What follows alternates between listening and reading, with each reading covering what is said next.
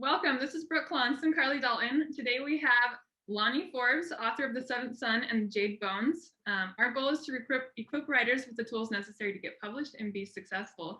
And I think Lani is going to be the perfect person to talk to you about this. How are you inspired to write the Age of the Seventh Son series? Well, I've always been a huge fan of young adult fantasy anyway. That's like my favorite genre to read. And so, of course, it's one of my favorite genres to write. And my family actually lives in Mexico. So my stepdad lived there for about 15 years. And then he and my mom got married. He raised us and just would always share stories about all of his time that he lived in Mexico, some of which was spent in prison, but that's a whole nother story. And so he and my mom actually moved back to Mexico several years ago. And so they've been living down there. They actually manage a drug treatment center down there. And so my family's just very involved with Mexico. And I've always just been really fascinated with ancient civilizations in particular.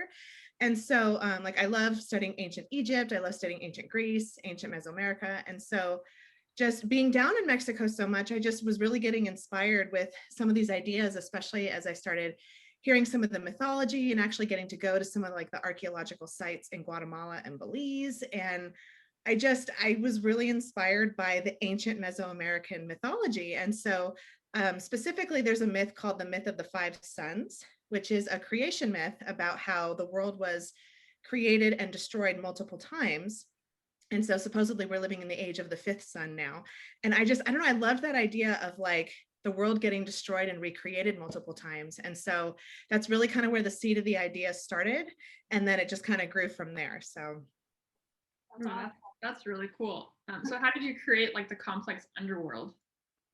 Yeah, so the underworld's a really interesting part of book 2 specifically. And so I try to use the history mostly as my inspiration, especially because my mom's a research librarian. And so I've had beat into my brain from the time I was in high school the importance of like quality resources and making sure that you're looking at textbooks and you're looking at interviews with professors and not just reading on Wikipedia kind of stuff. And so I tried to do I actually read several textbooks and reached out to some different like research groups and tried to get as much information as I could about different historical groups in ancient Mesoamerica. And so the world of the seventh son, it's its own unique fantasy world. Like it's not actually based on any specific Mesoamerican culture, but I tried to definitely incorporate a lot of the historical elements of like how society was structured, how they interacted with different things. And so I tried to keep that really accurate.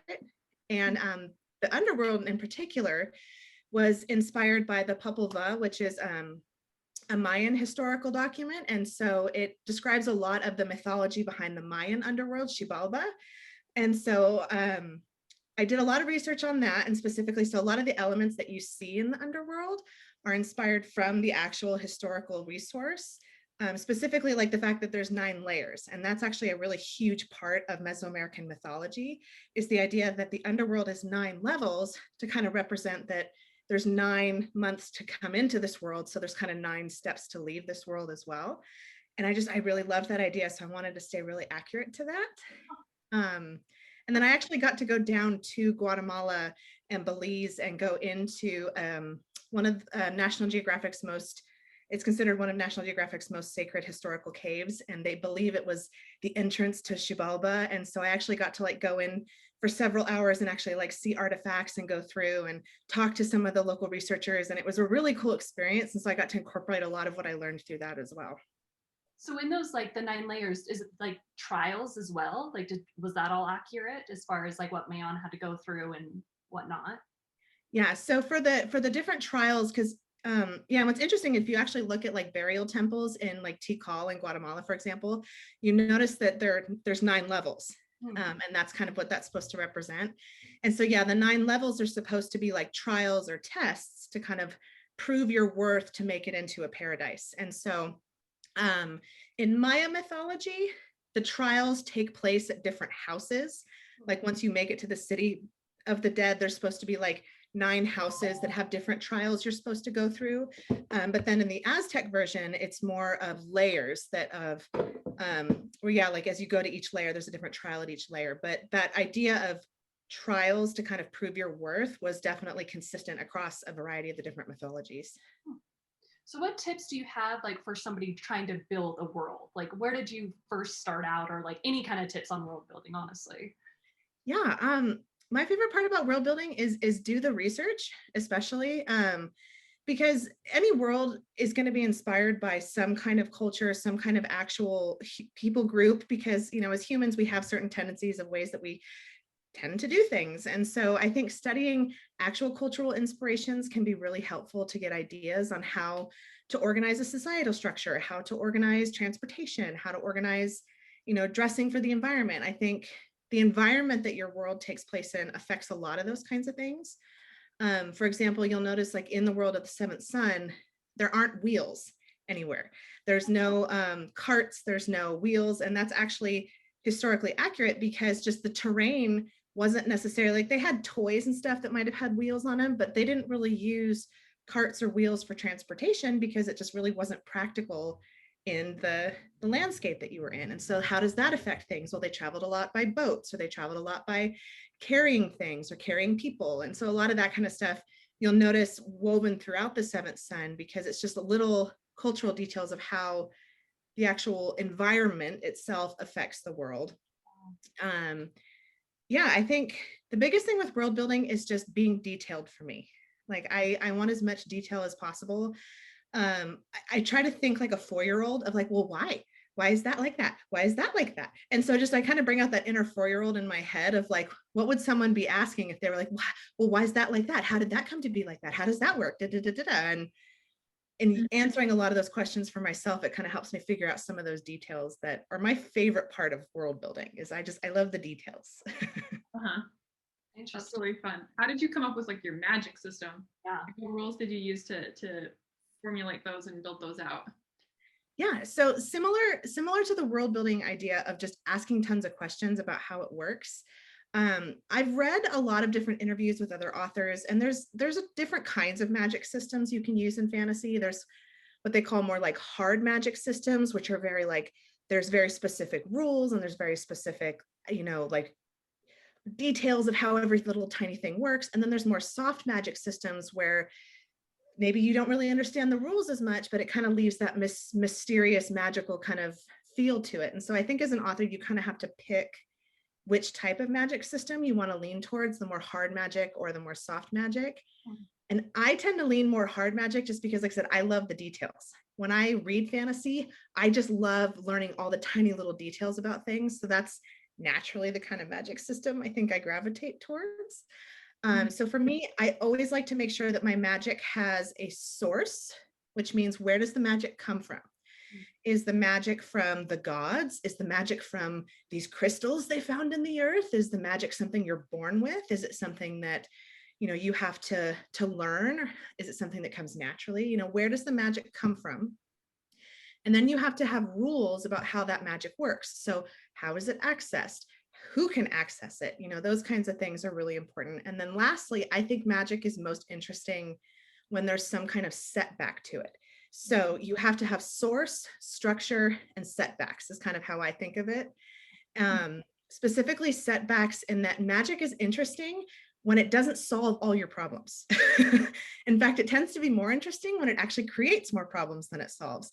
And so for me, I wanted to make sure that my magic system had some kind of setback to it, that it doesn't work in these certain situations. And so like in the seventh son, the magic system is tied to blood, which I found really important to do, like I said, just culturally for the for ancient Mesoamerica, because blood was such an important thing for them culturally, that they believed it held the power of creation.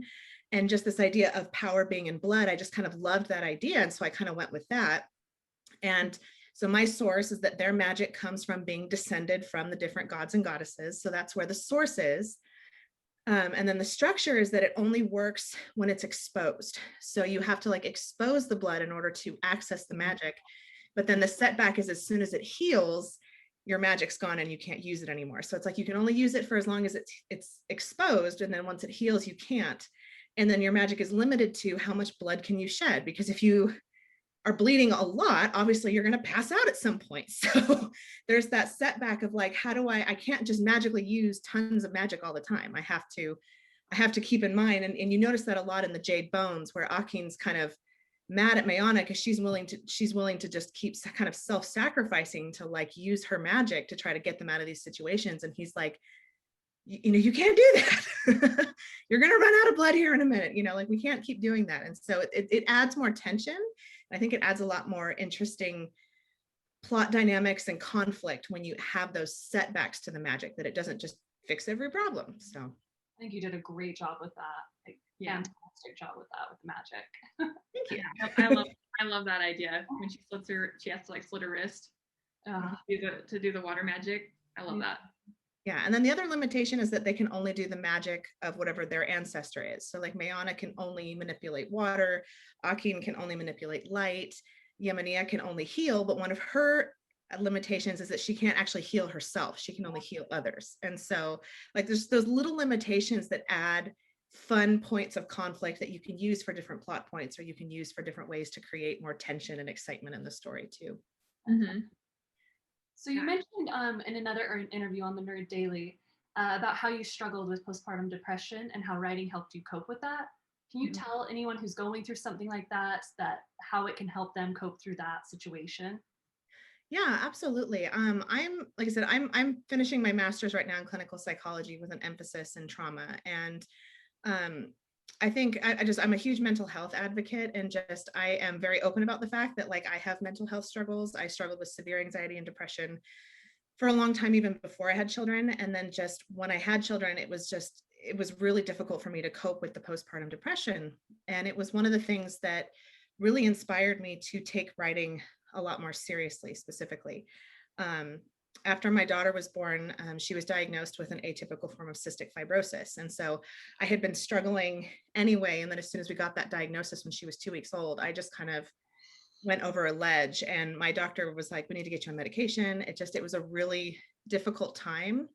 Mm-hmm. And I think I learned through that, I think culturally, we expect a lot of mothers, especially new mothers, where we expect them to kind of self-sacrifice everything, where it's like, you no longer exist as a person. Your purpose is all about your children and the child. And so I think that mindset is really kind of harmful to a lot of new moms specifically. And so I realized that going in, that I was not taking care of myself at all when I had my daughter. I wasn't really doing anything for self-care. I was just staying up all hours. I was not sleeping. I wasn't doing these things. And then it started to manifest in just these really harmful ways. And so for me, with when I had my son, my second child, I recognized the importance of making sure that I still had something for me that kind of fed who I am as a person and fed my soul a little bit.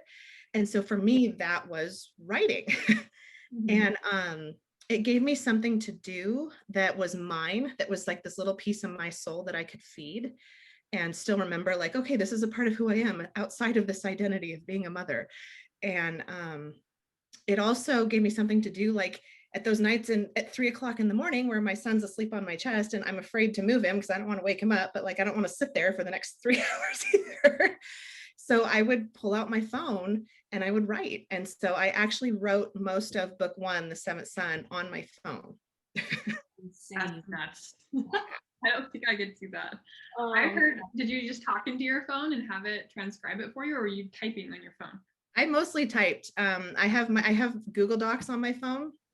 And so to this day, I still do a lot of my writing on my phone just because I'm busy and I'm always doing things. And it just, if I'm at, the park with the kids and I've got, they're playing on the playground and I've got an extra 20 minutes, I'll pull up my phone and I'll just start typing. And so for me, it was really helpful that, I actually wrote most of The Seventh Son in about a 1.5 month, 2-month period while my son was about 2 months old. Wow. That is dedication. So you can't I can't handle my phone's keyboard. Oh, yeah. And not everyone who struggles with depression, or specifically postpartum depression, is able to write, because there's some times where like it was too much, where I just felt like I couldn't write and couldn't do it for myself. But for me, figuring out what is that thing that you're able to still do for self-care, that is the most important thing. And so for me, that was writing at the time, and it was a big help for me, and medication was very helpful as well. And so for me, that was the most helpful. And then community is a big part too, because I think a lot of new moms, or anyone that really is in a place of depression, we tend to isolate and we tend to like not reach out to people. And so for me, getting involved in a local writing group, getting involved with the writing community was actually a really big helpful way for me too, to kind of make sure that I wasn't isolating. And so writing provided that self-care piece, it provided community for me. It just provided a lot of things that helped, I think, hedge against some of the downsides of postpartum depression. It's really so important. And that's one of the big things that I've loved about Instagram. Like my writing group that I normally went to, as soon as COVID hit, like nobody wanted to do it online. And so they just stopped. But at least on Instagram, like I can still reach out. I can still talk to other writers. I can still talk to the other writers too, but it's all virtual now. Mm-hmm. And we can do things like this where we talk virtually. Did you ever funnel like any of like your emotions or your frustrations like into your writing? Mm-hmm.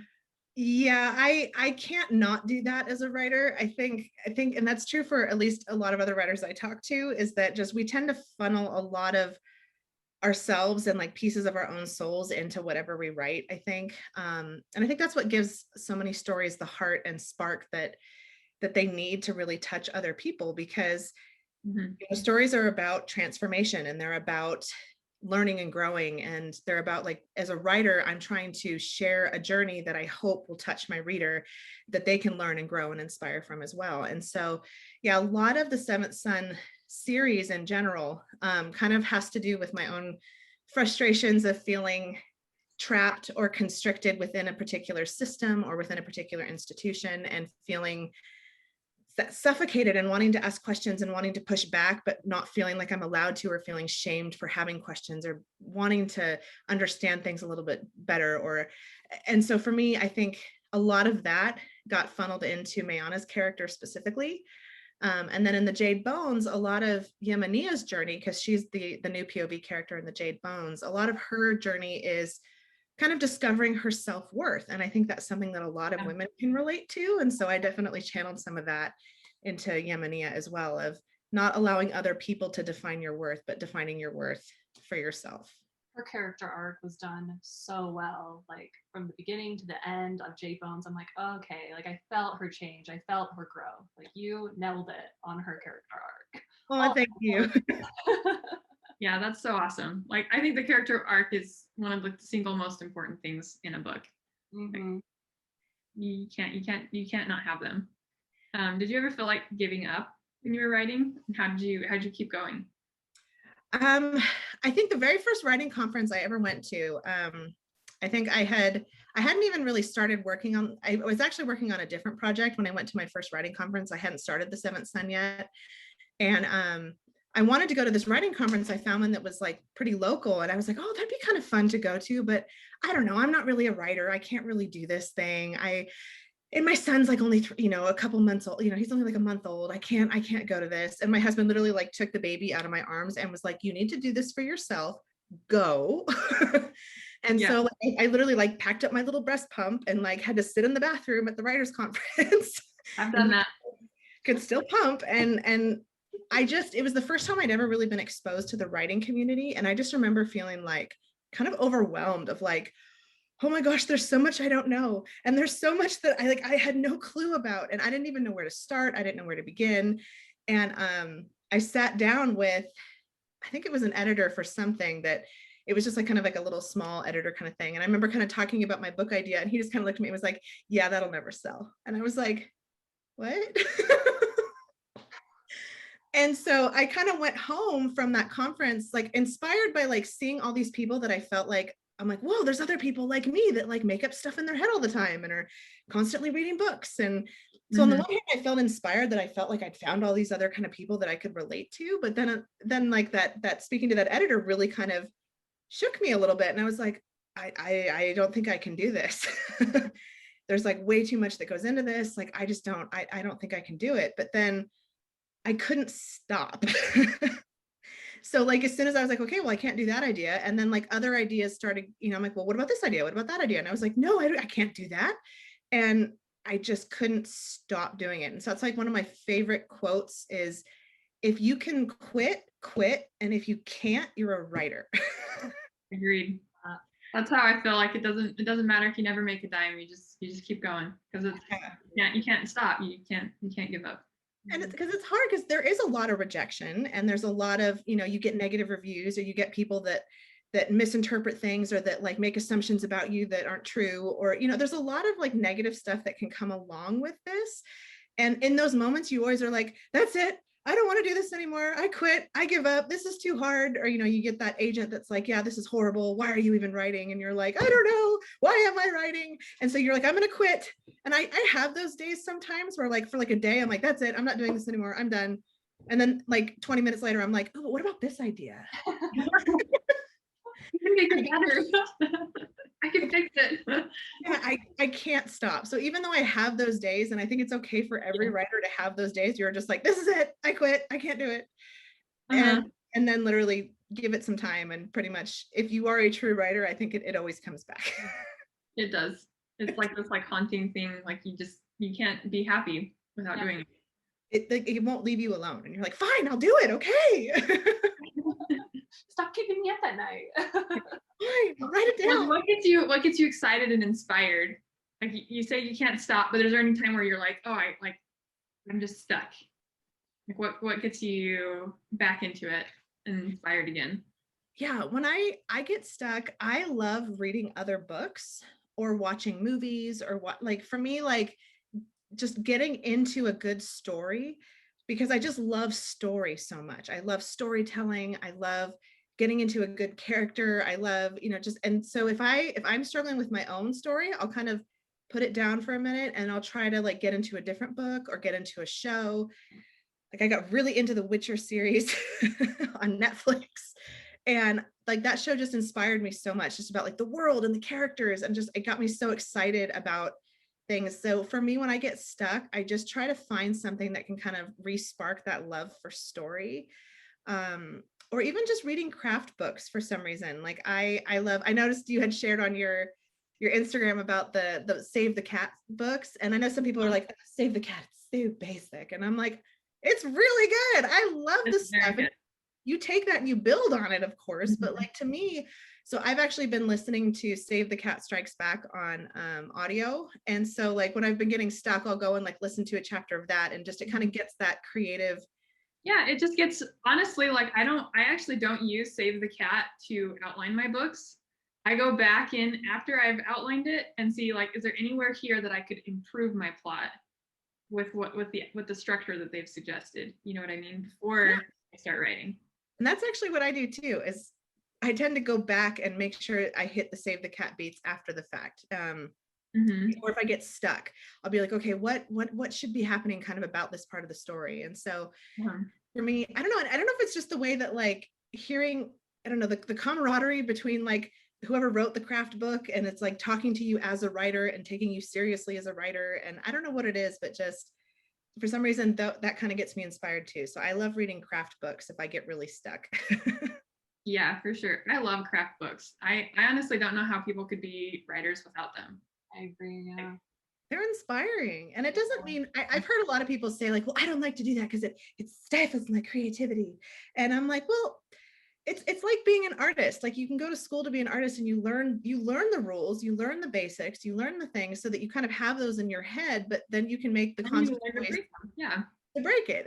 It's like I went to a really great conference where I heard someone talk about it's the difference between a cook and a chef.